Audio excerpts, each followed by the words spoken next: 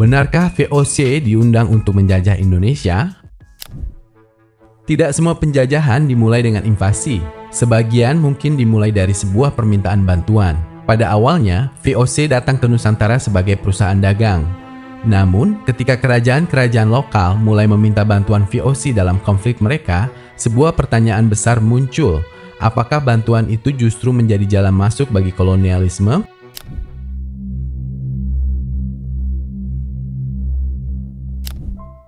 Berbeda dengan gambaran bahwa VOC sejak awal datang sebagai kekuatan yang langsung menguasai seluruh Nusantara, proses masuknya VOC sebenarnya berlangsung secara bertahap. VOC didirikan pada tahun 1602 sebagai perusahaan dagang Belanda dengan tujuan utama menguasai perdagangan rempah-rempah di Asia. VOC memiliki hak istimewa dari pemerintah Belanda, termasuk hak untuk membuat perjanjian, membangun benteng, memiliki tentara, berperang, dan menguasai wilayah tertentu. Pada awal kedatangannya, VOC belum memiliki kekuatan yang cukup untuk menguasai seluruh wilayah Nusantara secara langsung. Nusantara pada saat itu terdiri dari berbagai kerajaan dan kesultanan yang memiliki kepentingan masing-masing. Banyak kerajaan mengalami konflik internal seperti perebutan takhta, perang saudara, persaingan antar kelompok elit, dan konflik dengan kerajaan lain. Situasi inilah yang kemudian dimanfaatkan VOC. Dalam beberapa kasus, pihak-pihak yang sedang berkonflik meminta bantuan VOC untuk memenangkan peperangan atau mempertahankan kekuasaan mereka. Sebagai imbalannya, VOC memperoleh berbagai keuntungan, seperti hak monopoli perdagangan, izin mendirikan benteng, konsesi wilayah, atau hak untuk ikut campur dalam urusan kerajaan. Dalam konteks inilah konsep invited colonialism sering digunakan. VOC tidak selalu masuk melalui penaklukan langsung, tetapi juga melalui hubungan kerjasama dan persekutuan dengan pihak-pihak lokal yang memiliki kepentingan tertentu. Namun, perlu dipahami bahwa pihak yang meminta bantuan VOC biasanya tidak bermaksud mengundang penjajahan. Mereka mengundang VOC untuk membantu menyelesaikan masalah tertentu. Masalahnya, VOC memiliki kepentingan yang jauh lebih besar dan jangka panjang.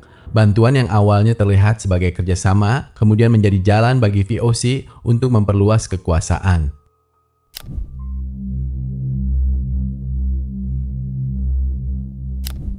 Salah satu contoh penting dapat dilihat dalam hubungan VOC dengan Kesultanan Mataram pada abad ke-17. Pada masa itu, Mataram merupakan salah satu kerajaan terkuat di Pulau Jawa. Namun, kerajaan tersebut mengalami konflik internal dan pemberontakan.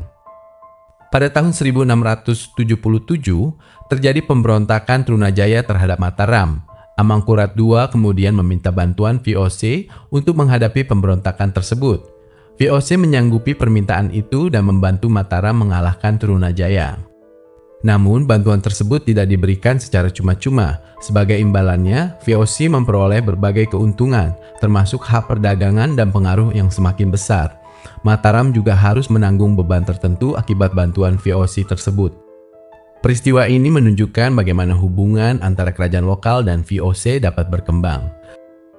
Pada awalnya, kerajaan meminta bantuan VOC karena membutuhkan kekuatan militer. Setelah VOC membantu, kerajaan tersebut memiliki kewajiban dan ketergantungan terhadap VOC. Dari sinilah VOC mulai memperoleh kesempatan untuk masuk lebih jauh dalam urusan kerajaan. Pola serupa terjadi dalam berbagai konflik lainnya. VOC sering mendukung salah satu pihak dalam perebutan kekuasaan. Setelah pihak yang didukung berhasil berkuasa, VOC memperoleh imbalan berupa perjanjian dagang, wilayah, hak monopoli, atau pengaruh kekuasaan. Dengan cara tersebut, VOC tidak harus selalu menaklukkan sebuah kerajaan melalui perang besar. Cukup dengan mendukung salah satu pihak dalam konflik internal, VOC dapat memperoleh posisi yang strategis. Lambat laun, kerajaan yang sebelumnya meminta bantuan mulai kehilangan kebebasan dalam mengambil keputusan. Mereka menjadi bergantung pada VOC dalam menghadapi lawan maupun militer. Dalam kondisi seperti itu, VOC dapat memaksakan berbagai perjanjian yang menguntungkan kepentingannya. Pada akhirnya, hubungan yang awalnya berupa kerjasama berubah menjadi ketergantungan. Ketergantungan tersebut kemudian berkembang menjadi dominasi kekuasaan dan ekonomi.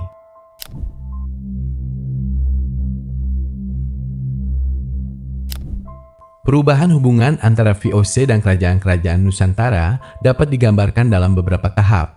Pada tahap pertama, VOC datang sebagai perusahaan dagang yang mencari keuntungan dari perdagangan rempah-rempah. Pada tahap kedua, VOC mulai menjalin hubungan dengan kerajaan lokal dan menawarkan bantuan militer atau kekuasaan. Pada tahap ketiga, kerajaan-kerajaan yang memperoleh bantuan VOC mulai memberikan berbagai imbalan. Imbalan tersebut dapat berupa hak monopoli perdagangan, wilayah pembayaran utang, atau hak untuk membangun benteng. Pada tahap keempat, VOC mulai menggunakan perjanjian dan ketergantungan tersebut untuk memperluas pengaruhnya. VOC mulai ikut menentukan siapa yang berkuasa, bagaimana perdagangan dilakukan, dan wilayah mana yang dapat dikuasai. Contoh yang sangat jelas terlihat dalam konflik Kesultanan Mataram pada abad ke-18. Setelah berbagai konflik dan perebutan kekuasaan, VOC semakin berperan sebagai penentu di Jawa. Pada tahun 1755, melalui perjanjian Giyanti, Mataram dibagi menjadi Kesultanan Yogyakarta dan Kasunanan Surakarta. VOC berperan penting dalam proses tersebut dan memperoleh keuntungan dari perpecahan Mataram.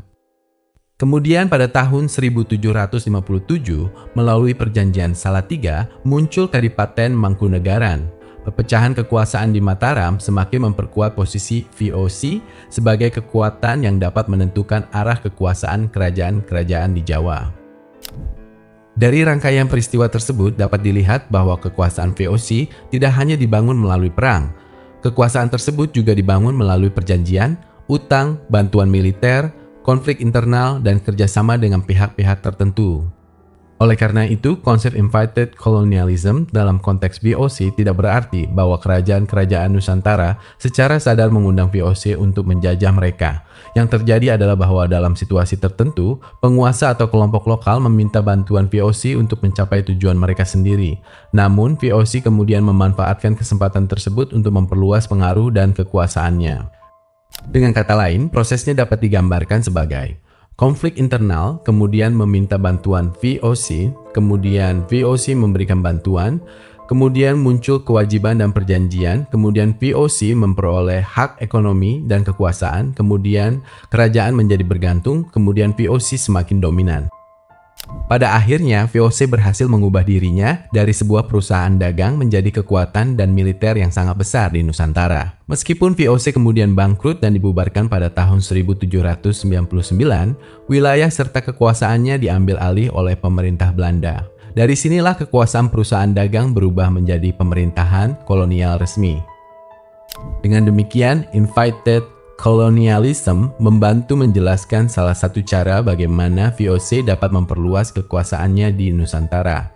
Kolonialisme tidak selalu dimulai dari penaklukan langsung. Dalam banyak kasus, kekuasaan dapat tumbuh dari hubungan yang awalnya tampak sebagai kerjasama. Ketika salah satu pihak memiliki kekuatan ekonomi, militer, dan kekuasaan yang jauh lebih besar, hubungan tersebut dapat berubah menjadi dominasi. Namun, konsep ini tetap harus dipahami secara kritis. Kerajaan-kerajaan lokal yang meminta bantuan VOC tidak sedang mengundang penjajahan. Mereka sedang mengambil keputusan berdasarkan kepentingan pada masa itu. Yang tidak mereka perkirakan adalah bahwa VOC akan menggunakan kerjasama tersebut untuk membangun kekuasaan yang jauh lebih luas daripada tujuan awal hubungan mereka. Kami ingin satu bangsa, satu kembali.